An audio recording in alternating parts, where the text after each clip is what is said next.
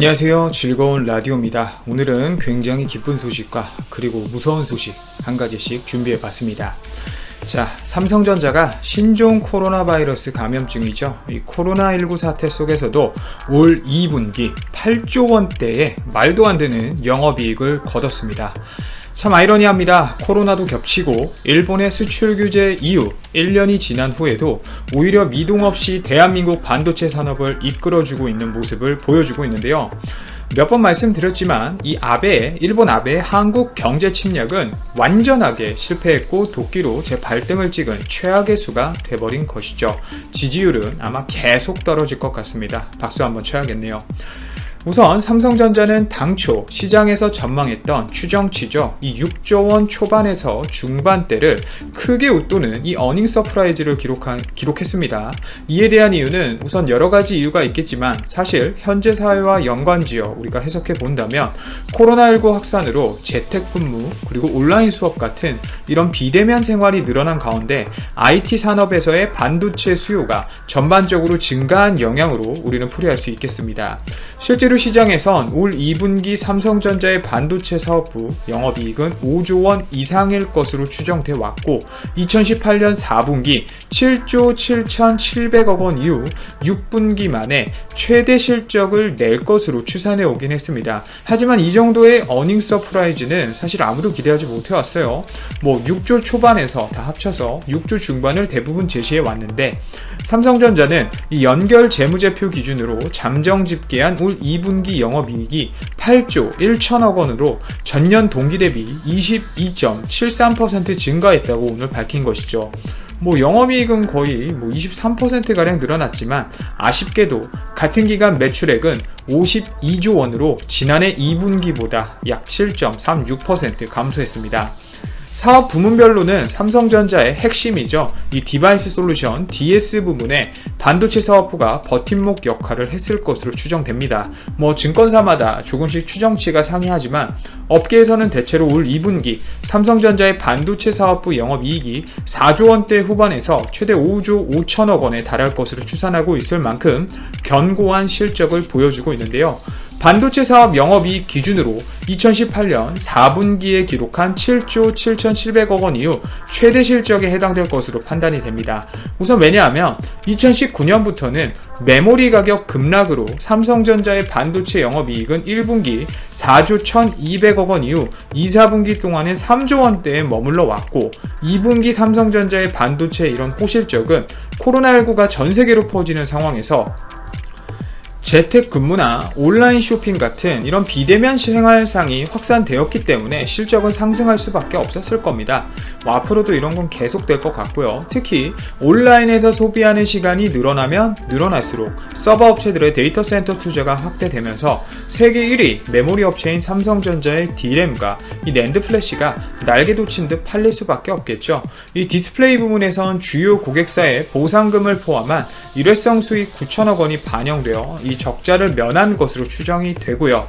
사실 2분기에 반도체를 제외하고 스마트폰, 생활가정 등 이런 세트 산업은 전반적으로 부진했던 것으로 관측됩니다.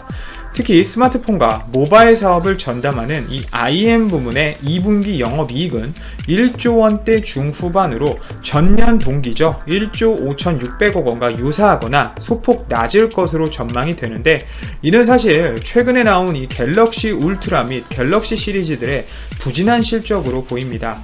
실제로 제 주변에 최근에 삼성이 야심차게 내놓은 이 100배 줌 갤럭시 시리즈를 대부분 많이 쓰질 않았던 것 같고 코로나라는 사실상 역사상 최악의 전염병으로 인해 아무래도 소비 심리가 제대로 받쳐주지 않는 그 시점에 스마트폰을 또 출하하다 보니 실적 타격이 있을 수밖에 없었겠죠. 결론적으로 직전 분기인 1분기 2조 6,500억 원에 비하면 최대 1조 원 이상 줄어들 수 있을 것 같습니다. 또 삼성전자의 또 하나의 부문이죠. 코로나로 인해 가장 타격이 컸을 수밖에 없는 이 컨슈머 일렉트로닉스 소비자 가전 부문은 영업이익이 최소 최소 2천억 원 안팎에서 최대 4천억 원 수준일 것으로 추정되고 있습니다. 우선 이렇게 오늘같이 2분기엔 메모리 반도체 수요 확대로 시장 전망을 상회하는 깜짝 실적을 내놨지만 3분기부터는 삼성전자도 코로나19 영향을 더욱 크게 받을 것으로 좀 전망이 됩니다. 우선 기존의 재고를 비축해 놓은 서버 및 모바일 업체들의 수요가 감소해 디램이나 낸드 플래시 등의 가격 하락이 예상되기 때문인데요. 지난 1월부터 5개월 연속 이어졌던 이 디램 현물 가격의 상승세가 멈췄고 대부분의 시장조사 업체들이 현물 가격을 보합 혹은 조금은 떨어질 것이라고 보고 있기 때문에 3분기 실적은 2분기 수준일 것이라고 예측하기는 힘들 수 있을 것 같지만 어떻게 보면 2차 팬데믹이 추가적으로 오기만 하면 와서는 안 되겠지만 또 그냥 삼성전자 입장에서 봤을 때 말씀드리는 거예요. 경제활동이 다시 위축되게 되고 집에서 머무르는 시간이 더욱 높아지는 방향으로 만약 바뀌게 된다면 반대로 호실적을 보여줄 수도 또 있지 않을까라는 이런 생각이 조금은 듭니다. 그리고 제가 앞서 안 좋은 소식도 하나 있다고 말씀드렸는데 중국이 또 중국하고 있습니다. 진짜 얘네 왜 이러는지 제가 모르겠어요. 중국에서 신종 코로나 바이러스 감염증, 즉 코로나19 확산이 이어지는 가운데 이 중국 북부 네이멍구 자치구에서는 또 다른 고위험 전염병인 흑사병, 즉 패스트 환자가 발생해 경계감이 또 고조되고 있습니다. 우선 이 흑사병은 쥐벼룩에 감염된 들쥐, 토끼 등 야생 설치류의 체액이나 혈액에 접촉하거나 벼룩에 물리면 전염될 수 있는데요. 사람 간에는 폐, 흑사병 환자가 기침할 때 나오는 작은 침방울, 즉 비말 등을 통해 전염이 가능하기 때문에 실제로 확산되면 아주 위험한 병입니다. 작년이죠. 흑사병 풍토 지역인 네이멍구에서는 지난해 11월에도 이 흑사병 환자 3명이 발생해 헬리콥터 등을 동원해서 대대적인 쥐벼룩 박멸 작업이 이뤄진 바 있을 정도로 굉장히 위험한 지역입니다. 그런데 또 이 네이멍구에 따르면 전날 이 지역 목주민 1명이 림프절 흑사병 확진 판정을 받았다고 발표했는데요. 우선 이 환자는 다행히도 증상이 나타나기 전 흑사병 빈발 지역에서 활동했던 것으로 조사가 되었고 현재 환자는 격리 치료 중이며 상태는 안정적인 것으로 전해졌습니다. 이것도 거짓말일 수도 있겠죠. 지역 당국은 재해 발생에 대비해 발표하는 조기경보 4단계 중 두 번째인 비교적 심각 경보를 발령하고 이를 올해 말까지 유지하기로 했다고 하는데요. 심각한 거죠, 이거는. 중국인들 재발 전염병 전파 가능성이 있는 동물을 불법 사냥하거나 먹지 말고 이러한 동물을 지니고 전염병 발생 구역 밖으로 제발 나가지 말아주었으면 좋겠습니다. 도대체 왜 다른 사람들이 안 먹는 걸 자꾸 먹는 걸까요? 중국인들의 신조가 이거라고는 하더라고요. 철로 된 거 빼고는 태어났으면 다 먹어봐야 한다. 이런 신조가 중국인들 대부분 있다고 하는데 제발 박쥐부터 시작해서 바이러스가 연구소에서 나왔다는 건 대부분이 의심하고 있지만 어찌 되었건 적어도 위험을 유발할 수 있는 부분에 대해서는 절대 먹거나 접촉을 하지 않았으면 좋겠습니다. 제가 바란다고 되나요? 답답할 뿐인데요. 과거 유럽 인구의 4분의 1을 숨지게 한 역사상 최악의 전염병이 흑사병입니다, 여러분. 물론 그때와 지금은 면역 정도가 분명 다르고 치료 수준도 다르지만 어찌되었건 과거의 역사를 살펴보면 패스트는 전염 속도가 엄청 빠르고 치사율도 높은 편인데 이번에도 이제는 정말 코로나 넘어서 흑사병까지 확산이 되면 이제는 더 이상 경제적인 부분을 떠나서 국민의 건강과 안전을 위해 중국인들에 대해서는 입국 금지를 시켜야 할 수밖에 없을 것 같습니다. 여러모로 경제적으로 사회적으로 굉장히 어려운 시기에도 그래도 삼성전자가 영업이익 8조 1천억 원이라는 놀라운 수준의 어닝 서프라이즈를 달성했기에 또 한편으로는 대한민국이 굉장히 자랑스럽고 기분이 좋네요. 그리고 또 한편으로는 좀 개인적인 이야기이지만 개인사예요. 산다는 것이 참 어려운 것 같습니다. 제 친구 얘기인데 최근 디스플레이 업체에서 열심히 일하고 있는 저의 친구가 이번에 중국 공장으로 출장을 가게 되었는데요. 그 소식을 접했을 때 한편으로는 친구로서 굉장히 걱정이 되었습니다. 솔직히 이런 상황에서 그것도 중국 출장을 가는 것은 절대 쉽지 않은 선택이라고 보는데 친구에게 크게 묻지는 않았지만 아무래도 회사의 의견이 가장 컸을 것으로 예상이 되는데요.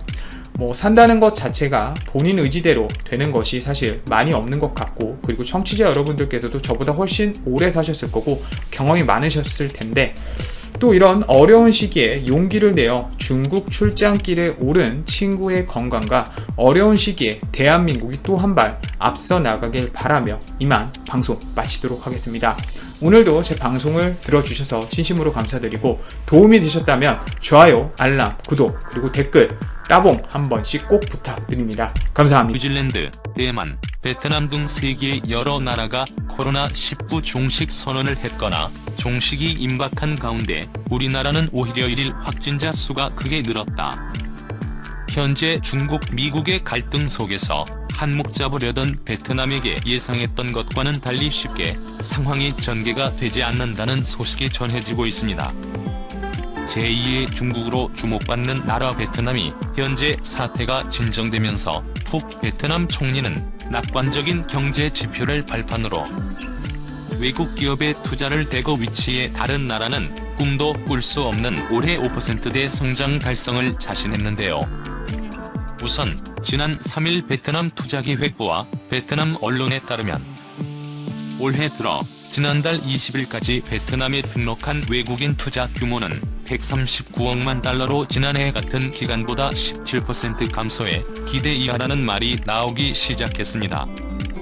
실제로 다수의 전문가들은 최근 사태로 인해 미국의 주요 글로벌 공급망들이 중국에서 베트남으로 이동할 것으로 예상했는데요. 7일 해외 매체 파이낸셜 익스프레스에 따르면 뜻밖에도 최근 27개의 미국 공장들이 오히려 인도네시아로 옮겼다고 보도했습니다. 이것은 베트남이 제조업 투자국으로서 예전만 하지 않다는 것을 시사하는 바이며 실제로 베트남에서 다시 돌아온 기업들에 따르면 다시 국내로 돌아온 이유로 높은 물가 상승률과 낮은 생산성에 발목이 잡혔다고 했습니다. 지난달 28일 베트남 매체 VN 익스플로러에 따르면 국가별 투자 순위는 싱가포르가 1위를 차지했고 지난해 베트남 투자 순위 1위였던 한국은 5위를 기록했는데요. 최근 베트남 경제 성장률을 거슬러 올라가면 그 중심은 가공과 제조업 분야로 한국 기업들이 베트남 수출의 30%를 차지하고 있습니다. 그렇기 때문에 베트남이 올해 경제 성장률 목표치 5% 이상을 뒷받침하기 위해서는 더 많은 제조업 산업이 베트남에 들어와야 하는데 싱가포르의 경우에는 제조업이 아닌 단순히 베트남 자원에 투자하는 것이기 때문에 경제 성장률과는 관계가 없을 것으로 보여줍니다. 특히 베트남은 현재 사태 속에서 철저히 자국 이익을 위한 집중과 선택만 하는 모습을 보이기도 했는데요. 따라서 베트남에 대한 의존도를 낮추기 위해 한국에서는 공급망을 재편하려는 움직임이 일어나고 있는데요. 이런 가운데 최근 국내 언론에 따르면 기업들의 국내 복귀를 추진하는 한국이 해외에서 국내로 돌아온 기업에 최대 200억 원의 지원금을 준다고 발표했습니다. 한편 베트남은 기대했던 미국 투자가 안 들어오자 그에 따라 다급해진 푹 베트남 총리는 결국 다시 한국 기업들에게 시선을 돌릴 수밖에 없어졌는데요.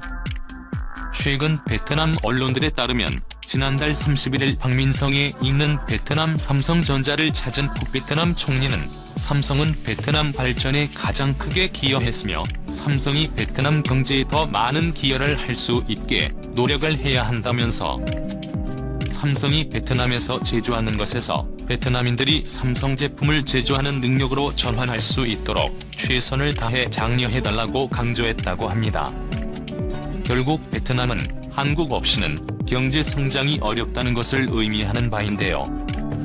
실제로 한국은 2014년부터 지난해 2019년까지 통틀어 베트남에 투자한 외국 자본 규모 순위에서 1위였습니다. 이런 가운데 최근 국내 언론들에 따르면 기업들의 국내 복귀를 추진하는 한국이 지난 3일 임시국무회의에서 해외에서 국내로 돌아온 유턴 기업에 최대 200억 원의 지원금과 최대 2년간 1인당 최대 60만 원의 고용 보조금을 제공하겠다고 밝혔습니다. 과거 한국 기업들이 베트남에 투자한 주된 이유는 낮은 비용 때문인데요. 베트남은 생산성마저 낮다고 합니다. 공사비 컨설팅 회사인 컨코스트 관계자의 말에 따르면 베트남 현지 직원들의 생산성은 한국 직원에 비해 40% 수준에 머물고 있다면서 결국 마무리를 한국 직원들이 다시 해야 하는데요. 이직률 또한 높아서 필요 인력이 50% 이상을 더 보유해야 하는 것도 부담이라고 합니다. 결국 이런 모습에 나선 인권위는 낮은 인건비가 아니라는 것을 시사하는 바이기도 합니다. 특히 최근 국내 매체 건설경제에 따르면 고도 성장 중인 베트남은 연평균 임금 인상률이 25%에 이르고 있고 최저임금 역시 해마다 10% 이상씩 뛰고 있다고 합니다.